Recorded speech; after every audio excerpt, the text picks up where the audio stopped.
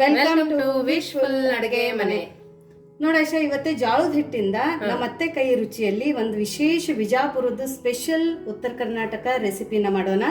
ತುಂಬಾ healthy recipe, ಬರೀ 1 cup ಜೋಳದ ಹಿಟ್ಟಿಂದ ಆಗುವಂತ ರೆಸಿಪಿ. ನಿಮ್ ಕಡೆ ಜೋಳದ ಹಿಟ್ಟಿಂದ ತುಂಬಾ ರೆಸಿಪೀಸ್ ಮಾಡ್ತಾರಲ್ಲ? ಹೌದು, ಸುಮಾರು ರೆಸಿಪಿಗಳನ್ನ ನಾವು ಮಾಡ್ತೀವಿ.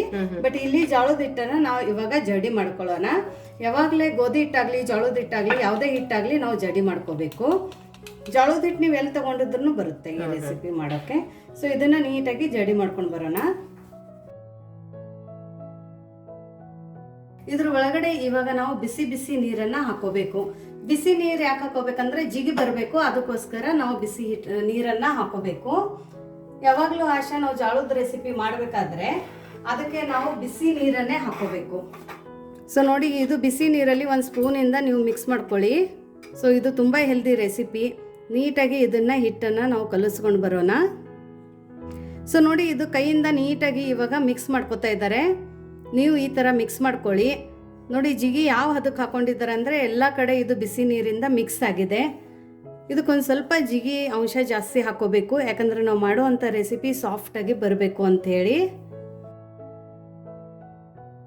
ಸೊ ನೋಡಿ, ಇವಾಗ ಒಂದು ಸ್ವಲ್ಪ ತಣ್ಣೀರನ್ನು ಹಾಕೊಂಡು ಇಲ್ಲಿ ನಾವು ಜೋಳದ ಹಿಟ್ಟನ್ನು ಕಲಿಸ್ಕೋಬೇಕು. ಸೊ ನಾರ್ಮಲ್ ನೀವು ಗೋಧಿ ಹಿಟ್ಟೆಲ್ಲ ಕಲಿಸ್ಕೋತೀರಲ್ಲ, ಅದೇ ಥರ ಇಲ್ಲಿ ನಾವು ಜೋಳದ ಹಿಟ್ಟನ್ನು ಕಲಿಸ್ಕೋಬೇಕು.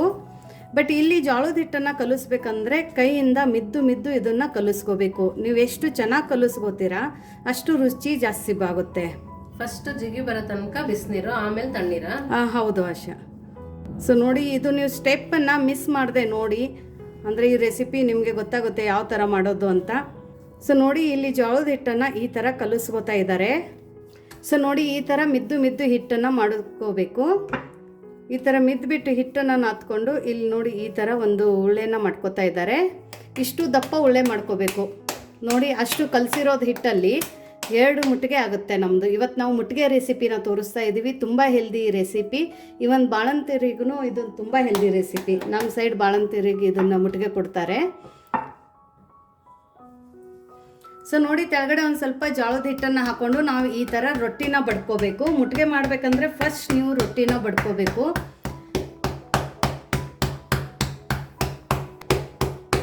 ಸೊ ನಿಮಗೆ ಸಾಫ್ಟ್ ರೊಟ್ಟಿ ಹೇಗೆ ಮಾಡೋದು ಅಂತ ವಿಡಿಯೋ ಬೇಕಾಗಿದ್ದರೆ ರೊಟ್ಟಿ ಮಾಡೋದು ವಿಡಿಯೋನು ಸಹ ನಾವು ಅಪ್ಲೋಡ್ ಮಾಡಿದ್ದೀವಿ.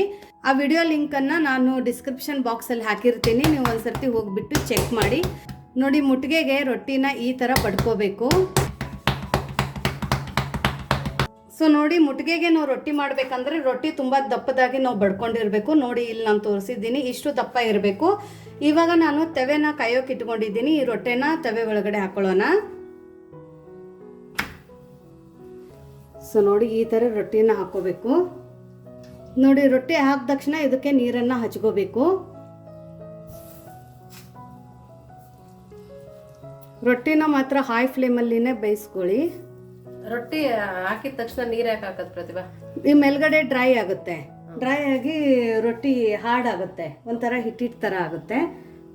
ಸೊ ನೋಡಿ, ಇವಾಗ ನೀರು ಹಚ್ಚಿದ ತಕ್ಷಣ ಈ ಮೇಲ್ಗಡೆ ಒಂದು ಸ್ವಲ್ಪ ಡ್ರೈ ಆಗ್ತಾ ಇದೆ ಅಲ್ಲ, ಹಚ್ಚಿಕೊಂಡಿರೋದು ನೀರು, ಅವಾಗ ನಾವು ಇದನ್ನು ಟರ್ನ್ ಮಾಡ್ಕೋಬೇಕು.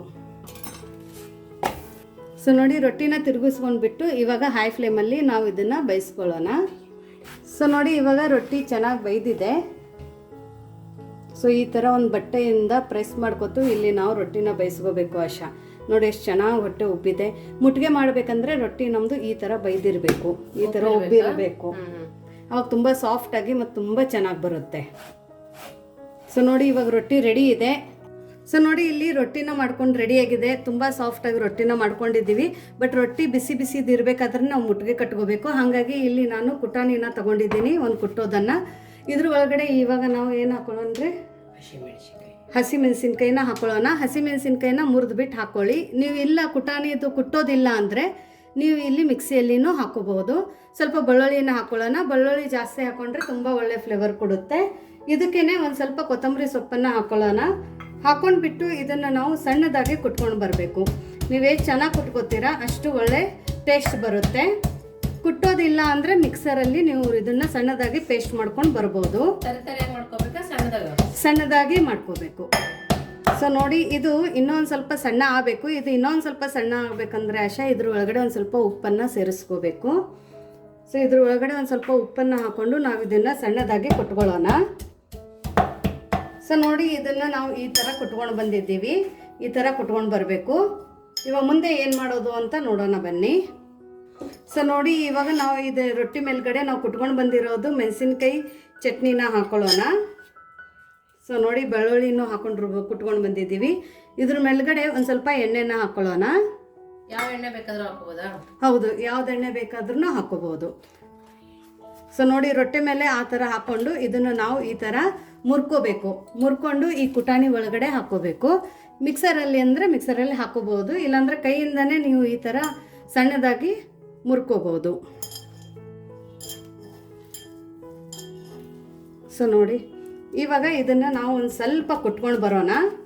ಸೊ ನೋಡಿ ಇದನ್ನು ಒಂದು ಸ್ವಲ್ಪ ನಾವು ಈ ಥರ ಕುಟ್ಕೋಬೇಕಷ್ಟೇ. ಇವಾಗ ಇದನ್ನು ಕೈಯಿಂದ ಮಿಕ್ಸ್ ಮಾಡ್ಕೋಬೇಕು.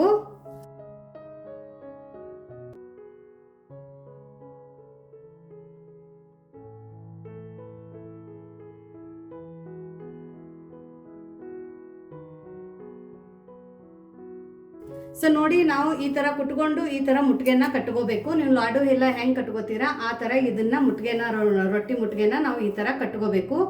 ಎಷ್ಟು ಚೆನ್ನಾಗಿ ಸಾಫ್ಟ್ ಆಗಿದೆ ನೋಡಿ. ಉತ್ತರ ಕರ್ನಾಟಕದ ಮುಟ್ಗೆ ರೆಸಿಪಿ ರೆಡಿ ಆಗಿದೆ. ತುಂಬ ಹೆಲ್ದಿ ರೆಸಿಪಿ.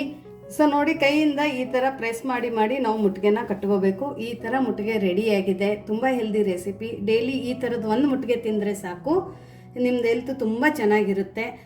ನೋಡಿ ಇದು ನಮ್ಮ ಮುಟ್ಗೆನ ಇವಾಗ ನಾವು ಈ ಥರ ಕಟ್ ಮಾಡಿಕೊಂಡು ನೀವು ಈ ಥರ ತಿನ್ಕೋಬೋದು ಕೈಯಿಂದ. ಮತ್ತೆ ನೀವು ಈ ಥರನೂ ಕಟ್ಕೊಂಡು ಮಕ್ಕಳಿಗೇನು ಈ ಥರ ನೀವು ತಿನ್ನೋ ಕೊಟ್ಟರೆ ತುಂಬ ಇಷ್ಟಪಟ್ಟು ತಿಂತಾರೆ. ಸಾಂಬಾರ್ ಬೇಕಾಗಲ್ಲ, ಏನೇನು ಬೇಕಾಗಿಲ್ಲ. ಮಕ್ಕಳು ಆಟ ಆಡ್ಕೊಂಡು ಚಕ್ಲಿ ಕೊಡಬೇಳೆ ಹೆಂಗೆ ತಿಂತಾರೆ ಅದೇ ಥರ ಈ ಮುಟ್ಗೆನ ತಿಂತಾರೆ. ತುಂಬ ಹೆಲ್ದಿ ರೆಸಿಪಿ, ತುಂಬ ಡಿಫ್ರೆಂಟ್ ಆಗಿದೆ. ಉತ್ತರ ಕರ್ನಾಟಕದ ಫೇಮಸ್ ರೆಸಿಪಿ ಇದು. ಇವನ್ ಬಾಳಂತರಿಗೂ ಇದು ತುಂಬ ಹೆಲ್ದಿ ರೆಸಿಪಿ. ಸೊ ಈ ಥರ ನೀವು ಏನೋ ಮಾಡ್ಕೊಂಡು ತಿನ್ನಿ. ನೋಡೋಶ ಹೇಗಾಗಿದೆ? ತುಂಬಾನೇ ಟೇಸ್ಟಿ ಆಗಿದೆ. ಚೆನ್ನಾಗಿದಾ? ತುಂಬಾ ಚೆನ್ನಾಗಿದೆ ನೋಡಿ. ಬಾಯಲ್ಲಿ ಉಪ್ಪು, ಖಾರ, ಬೆಳ್ಳುಳ್ಳಿ ತುಂಬ ಚೆನ್ನಾಗಿದೆ. ಬಾಳಂತರಿಗೆ ಯಾರಾದ್ರೂ ಹಸಿಮೆಣಸಿನ್ಕಾಯಿ ಕೊಡಲ್ಲ ಅಂದವ್ರು ಆಶಾ, ನೀವು ಕೆಂಪು ಖಾರದ ಪುಡಿಯಲ್ಲಿನೂ ಈ ರೆಸಿಪಿನ ಮಾಡ್ಕೋಬಹುದು. ತುಂಬ ಹೆಲ್ದಿ ರೆಸಿಪಿ. ನಿಮಗೆ ಈ ರೆಸಿಪಿ ಹೇಗೆ ಅನ್ನಿಸ್ತು ಅಂತ ಕಮೆಂಟ್ ಮೂಲಕ ತಿಳಿಸೋದನ್ನು ಮರಿಬೇಡಿ. ಇನ್ನೂ ನಮ್ಮ ಚಾನಲ್ನ ಲೈಕ್ ಮಾಡಿಲ್ಲ ಅಂದರೆ ಲೈಕ್ ಮಾಡಿ, ಶೇರ್ ಮಾಡಿ, ಸಬ್ಸ್ಕ್ರೈಬ್ ಮಾಡೋದನ್ನು ಮರಿಬೇಡಿ. ವಿಶ್ಫುಲ್ ಅಡುಗೆ ಮನೆಗೆ ಥ್ಯಾಂಕ್ ಯು.